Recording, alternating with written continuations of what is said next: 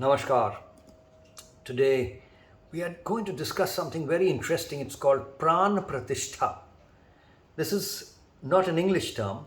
Normally, in most of these satsangs, what ends up happening is that I pick up some term which is English and then I try and explain it in more Indian languages and in languages that many people who I am speaking to who understand Hindi, Bangla, and the languages that I speak so that they can understand. But today, it's the other way around. I am picking up a term from Sanskrit or the Indian languages, and then I'm making that the topic for our discussion so that all of you who are more conversant in English and could be probably listening to this satsang or this sangvad as it's called, this discussion, from sitting at any part of the world, probably, some of you might be very exposed to the culture and to what I'm talking about, but many of you may not be so exposed to the culture and the stuff that I'm going to talk about today. So for all of you, the term is Pratishta. Pran we know is a kind of energy, it's life energy. So we always talk about it. Karma Yoga for 21st centuries, the Fit for Life program, we always talk about Tan Pran Man Chit. So the second term there, Pran, is energy. Tan is material dimension, Sharir, body, as we say. Pran is energetic dimension. Man is the mental dimension, and Chit is the spiritual dimension. We have explained this. We have had discussions around this. We have had satsangs. If you have missed them, my recommendation is to go back to them. If you have not done your homework, if you are part of this program and you have not done your homework, my recommendation is, correct yourself, do your homework, spend time with what we discuss every day. So we have discussed the issues about this. The spectrum of Tan Pran Man Chit from gross to subtle, etc. I'm not going into those details today. We are going to talk about Pratishta, but Pran is the second, energy. What kind of energy? It's life energy, that energy which gives us life. Just like there is light energy which is giving us light, what lights me, you cannot see the lights, but the lights that are focused on me here, which is ensuring that I'm not here in the dark, is light energy. Of course, we've switched off the fans because they create a lot of sound which comes in the way of this recording, but when the fans are moving, it is kinetic energy. I am kind of about to start sweating because there's heat here. It's not cold country, India is a kind of warm country, so that's heat energies. Just like that, we know of these different forms of energy. This is high school physics. In the same way, there is life energy, that energy which gives us life itself. When we die, we see that, amongst other things, the energetic state has kind of transformed suddenly. We no longer have all the life energy that we had, and that's what is kind of defines death in certain ways. So that's the energy, prana, that we are talking about. The energy which gives anything life. Pratishta is establishment. When you establish something, it's called, in Indian languages or Sanskrit, it is called Pratishta. It is. There are other terms for it also, but Pratishta is a very important term which means to establish. So Pran Pratishta means establishing life into something which does not have life, right? So if there is no life in something, now you establish that life energy in it, now it comes alive. So that's called Pran Pratishta. Now why am I talking about Pran Pratishta today? Because today is the 6th day of the bright lunar cycle in the month of Ashwin. Ashwin is a particular month, just like we have October. In English, this is October. But today is Ashwin. This month, this is the Bengali month, or many of the Indian months, they follow the lunar cycle. So because it follows the lunar cycle, it kind of goes by the dark cycle and the bright cycle. In the bright cycle in this month, on the 6th day, is the particular day when traditionally people in this region, of this culture, have celebrated a particular festival which is called Durga Puja. And this Durga Puja festival is celebrated over a period of 4 or 5 days, but today is the day when it starts.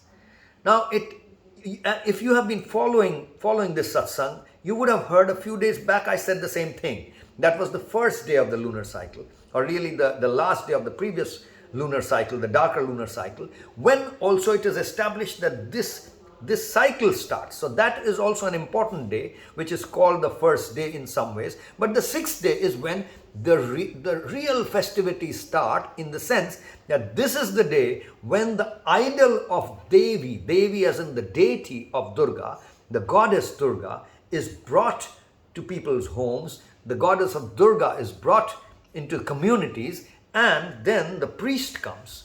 The priest comes and does this ceremony, a particular ceremony today, on this day, to which, and the ceremony means, the purpose of the ceremony is to establish prana or life into that idol.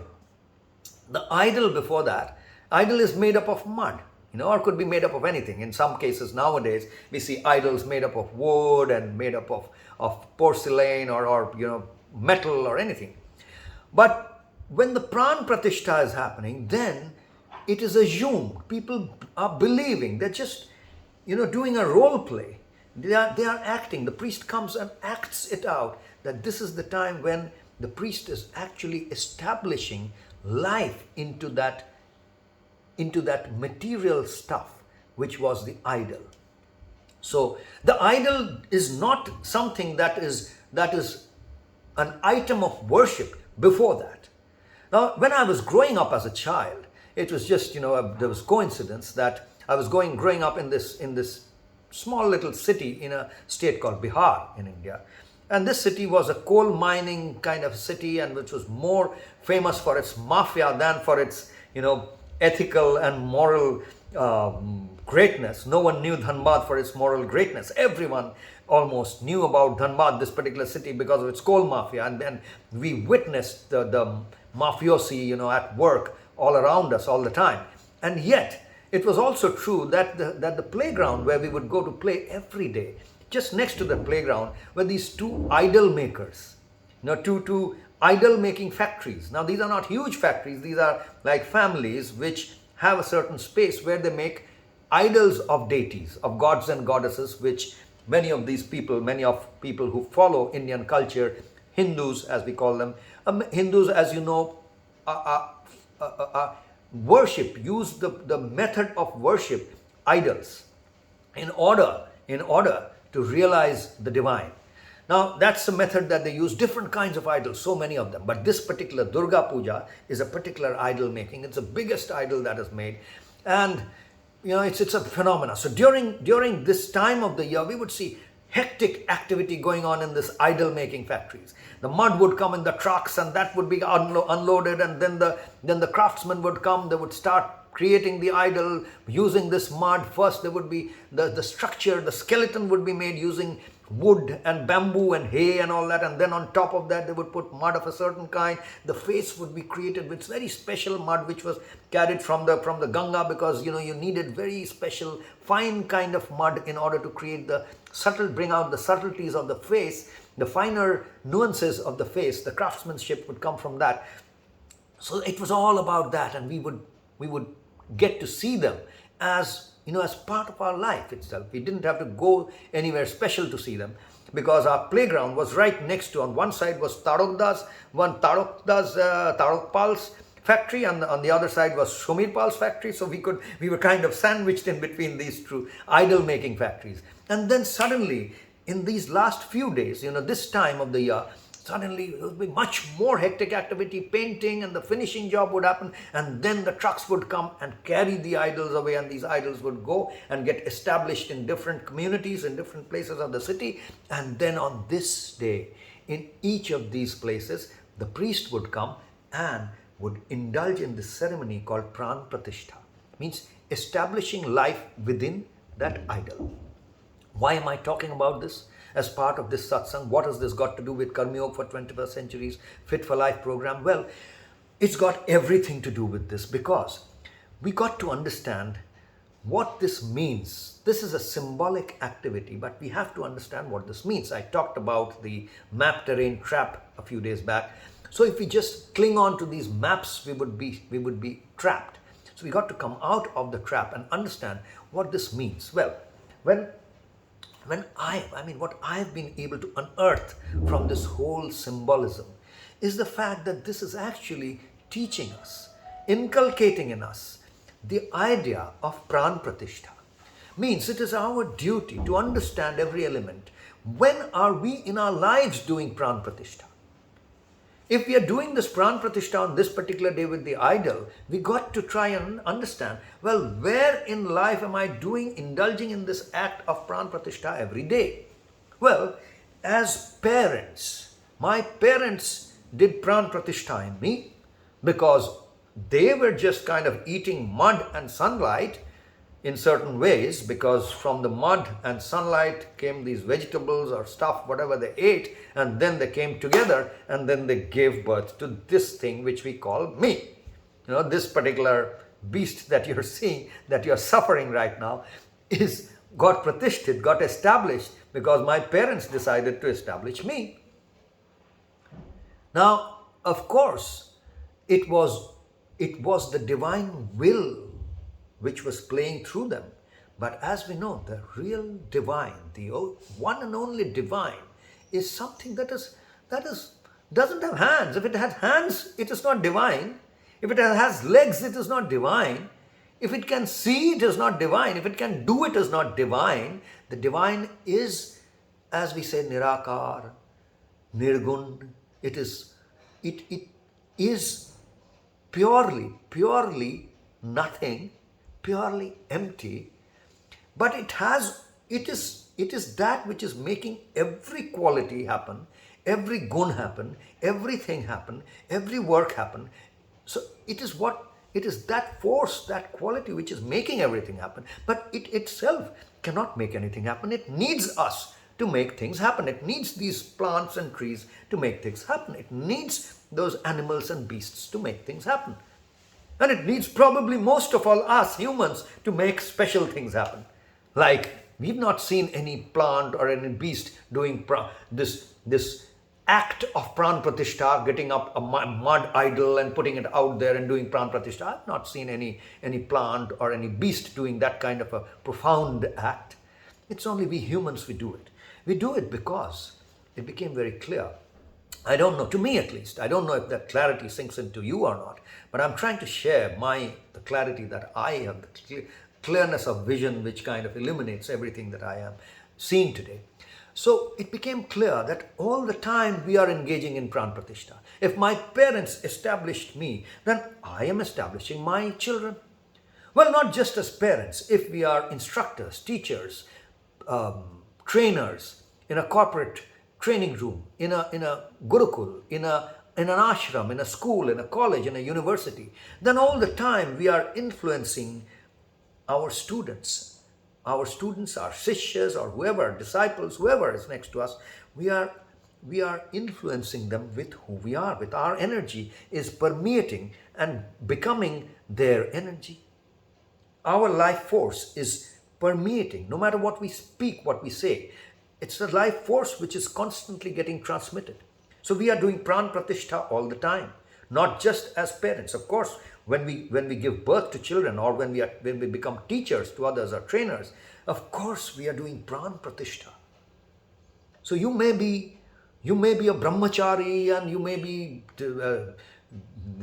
absolutely in a particular lineage where you said, no, I won't marry and I won't have children and all that. But man, you're still engaging. If you're engaging in any process where you are teaching something, then you are influencing the other person. And through that influence, you're doing pran-pratishta. It doesn't matter whether you have introduced your sperm into someone and your sperm and some egg. It doesn't matter whose sperm and whose egg comes together and creates which child. But the fact is, we are doing pran-pratishta all the time. Whether we are teachers or not, even as colleagues, as friends, as relatives, just as fellow human beings, we are speaking to each other, we are talking to each other, we are influencing each other. This influence is a method of learning and teaching. It's a method by which each of us are developing, are evolving. And this influence is happening through this method of pran pratishta. We are trying to energize the other person in a certain way. We are trying to establish a certain kind of energy in the other person. Because without the energy, nothing would translate into thought. It wouldn't translate into action. Behind every action, every thought is energy. Behind every energy is a spirit, is an inspiration. So where does all that come from? Yes, it's all that. That's what we need to understand. So the pran pratishta that happens on this day, on the day of Shashti, Mahashashti, as it's called, the sixth day of this bright lunar cycle, is something that the Siddha Purush or the Purohit or the priest is supposed to be. A Siddha Purush is an evolved human being, not just like anyone. So an evolved human being who kind of understands what's going on, comes and establishes life in that idol. So that now when he or she is establishing, now there are very, very few she's in this. Most of the priests have come to a masculine domain. Thankfully this year, this is the first year in Kolkata in hundreds of years that there is a group of women who are acting as priests in a particular puja ceremony. Otherwise this has been a masculine domain, male dominated kind of a ceremony.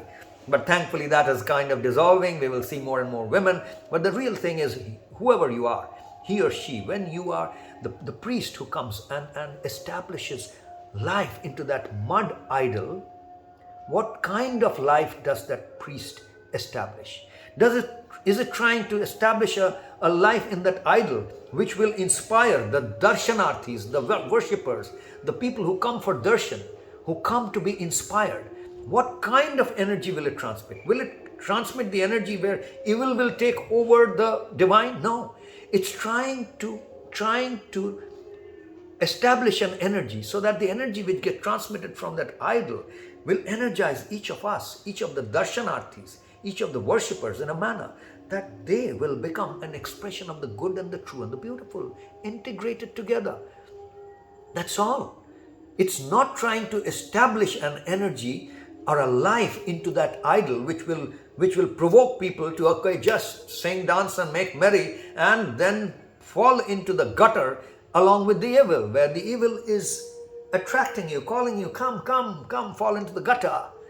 No, it's trying to pick you out of the gutter and establish you in that place where you will become an expression of the good and the true and the beautiful integrated together.